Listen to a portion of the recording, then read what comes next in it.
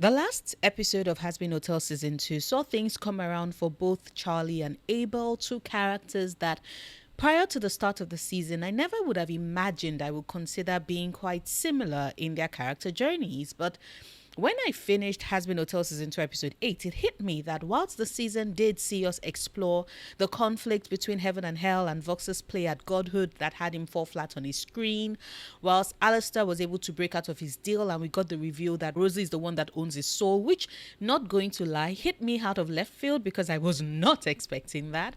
We also spent some time in the season addressing the burden that is placed on children who try to live up to the legacy left behind by their parents and what it might mean to either succeed or fail at that. And whilst I might have side-eyed some of the writing choices employed in the season, that exploration of humanity's desire to become the person your parents would be proud of, someone who is able to walk the path they had been on and succeed at fulfilling what legacy their parents had left behind, was something I really did appreciate us getting this season, and I would like to talk about that. Because you see, I don't think it's a mere coincidence that both Charlie and Abel's introduction was tied to them trying to step into shoes that had been left behind by parental figures that they looked up to and fear never being able to live up to their legacies. But before I get into all of that, a quick thank you to my lovely patrons and YouTube members whose support have been instrumental in helping me continue to make content, especially since I started doing this full time at the start of the year, since I have been out of paid employment. And a special shout out to Lina and Holly for their extra support. You get all the hearts and kisses too. Mwah! If you would also like to support me on Patreon or become a YouTube member to enjoy certain perks, even get a shout out, the link to do so is in the description bar. And with that said, when we look at Charlie as she was introduced back in the Hazbin Hotel pilot, her character is established as someone who feels heartbroken about the senseless murders of the sinners who are being massacred in large numbers at the yearly exterminations carried out by Evan's exorcists. And whilst her hands are tied with regards stopping the exterminations, she figures that what she can do is set up a hotel to rehabilitate sinners, since they would have a better chance of survival if they ascend to heaven instead. And from that very moment, the narrative and Charlie herself consistently remind us, the audience, that this is something that she believes that her mother Lilith would want. A means to preserve the lives of sinners in a way that doesn't sacrifice her people at the altar of Evan's special brand of brutality. To Charlie, this is what her mother fought for before she then disappeared, never to be heard from again for the past 7 years. And yet, even in that absence, Charlie continues to put in the work, all in order to help fulfill what she considers her mother's legacy and bring Lilith's dreams to life. And in so doing, in the moment of quiet reflection, wonders if truly she's doing right by what her mother wanted, or if in a way she's misremembering what Lilith had always desired. This is especially hard hitting for her because the core of her conflict with Vox is that the latter believes that what Lilith wanted was a revolution, an avenue for sinners to fight back against Evan's tyranny, and so he co-opted that narrative in order to place himself as the God and Savior of sinners, all to amass and consolidate his own power. Of course, we know things didn't work out quite the way in which Vox had hoped, but I do find it quite interesting that his role in the narrative is to challenge what Charlie believed her mother wanted, causing her to doubt herself and wonder if maybe she's misremembering things, and if there's a possibility that she's actually not walking in alignment with what Lilith would have wanted. However, I find it very interesting how it also echoes and mirrors Abel's story within the narrative. Like Charlie, our first introduction to Abel is with him in a situation to take on the reins after his father's death. Just as with Charlie, we see him having to cope with the absence of his father, whilst at the same time trying to pick up from where his father had left off. And in so doing, we see him having to battle these questions of if he's doing right by what his father would have wanted, or if instead all he's going to do is amount to the failure that Adam has always seen him as and would not be able to tolerate.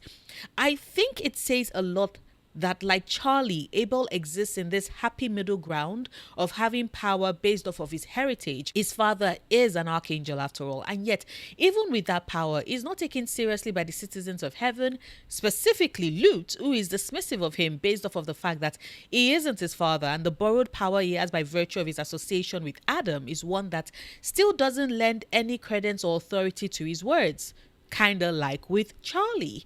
And yet we see that with Adam's passing, there's a vacuum that needs to be filled. And when Sarah names Abel as Adam's successor, there's that moment where Abel crows to Lut at the promotion, yes, but at the same time, he follows it up by being absolutely terrified at how unprepared he is to fill in those shoes. And to be fair, I can understand it. It means a lot to go from being the gopher character that no one really takes seriously to heading heaven's exorcist army because your father has passed on. A father who has clear inclinations of what he wants and is often pushing for it, no matter how brutal the end result would be. And just like Vox exists to foil Charlie's perception of Lilith's actions and desires and have her question herself and if truly the path she's on is one her mother would have wanted and would approve of, so too does Lut exist to foil Abel's attempt to walk the moderate line with the hope that he would somehow be able to live up to his father's legacy and expectations and win his approval. Of course, we know that Abel's more moderate and compassionate side is one that Adam would detest by virtue of the fact that we have met Adam in the story, and his arrogant, condescending, and absolutely jackass persona is one that is the very antithesis of Abel when we meet him in heaven for the first time in Storyteller. As Serpentius is hearing, our introduction to Abel in that episode is one that shows him as completely different from his father's persona, and so we are meant to have a knee-jerk response to Abel believing that for any reason he could become someone whose actions his father would approve of. Now, your instinct would be to think that that is different from Charlie and Lilith's relationship, but I would like you to consider that within the show, we got to meet Adam and so are very aware of his personality and who he is, which is how we can judge that Abel's hope that his father might come around to being proud of him or his choices is Abel being delusional. Even dead, Adam is not going to approve. We haven't really gotten introduced to Lilith within the show. She is this character who is always existed on the periphery, building the mystery and suspense around her and why she's in heaven and what her deal is with Adam and what her true character is like. Is she more like Vox envisions and claims her to be, or is she more like the role model that Charlie is willing to echo in some way? Are her values what Charlie claims them to be, or does Vox know more about who the true Lilith is? It's that yet another similarity in the roles employed by Vox and Lut in the story, whereby they are the antagonists who know the parental figure, Lilith for Charlie and Adam for Abel, better than Charlie or Abel can ever hope to do. Because if it does turn out that way, it would be a very interesting twist to the story and would be yet another way to show just how similar Charlie is to Abel and what the latter has to go through in the season. In fact, a lot of us probably agree with Lut that compared to Adam, Abel is much weaker and softer than his father could ever be, and yet within the story, I wonder if that is not the point.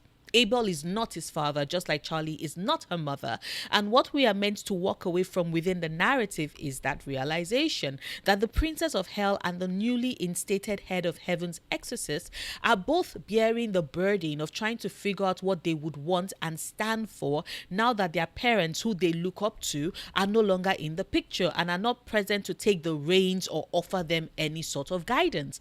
And of course, there's the bit where they both have to come to terms with the fact that they are most likely nothing like what their parents would have expected. And maybe, just maybe, they are failing them by pursuing their present course of action. Because let's be real, even in the season finale, whilst Abel is torn by the indecision to either call Lut to order and damn the sinners to a devastating death that would make the numbers from the previous exterminations look like child's play, like that is a massive bomb waiting to be detonated.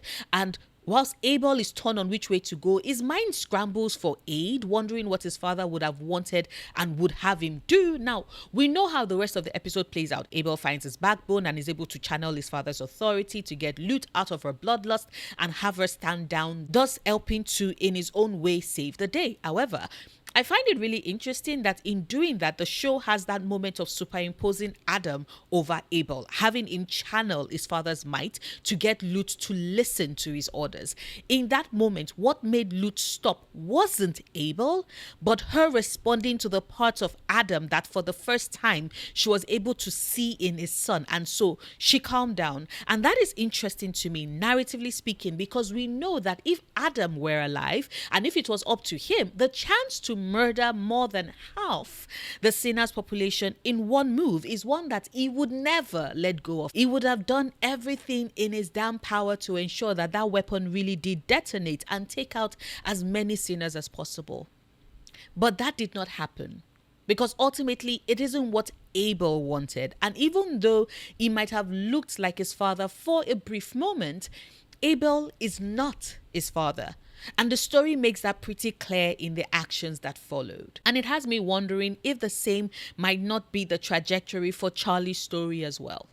In Hazbin Hotel Season 2, Episode 6, Charlie expresses her worry that maybe she is the one to blame for Lilith's departure and questions if maybe Lilith would return after she's been able to succeed with her rehabilitation of Sinner's plan, all with the hope that she might finally be able to gain her mother's approval and attention and hopefully forgiveness, as Charlie is still pretty convinced that she's the one to blame for Lilith leaving.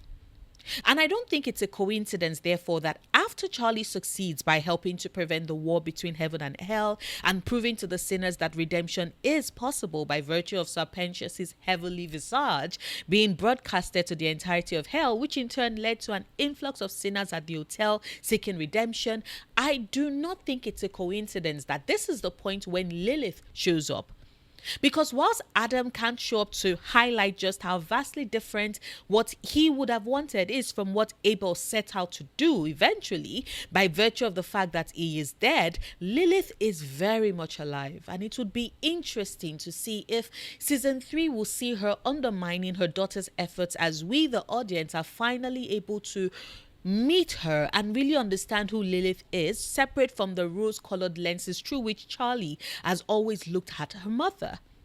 It would be very interesting to see, to be honest, but of course that is just me and my opinion. It is possible that you don't agree with the similarities between Abel and Charlie and their shared burden of trying to live beneath the weight of their parents' legacies that I've highlighted. If that is the case, please let me know in the comments. Or maybe you do agree with my thoughts, whichever the case may be.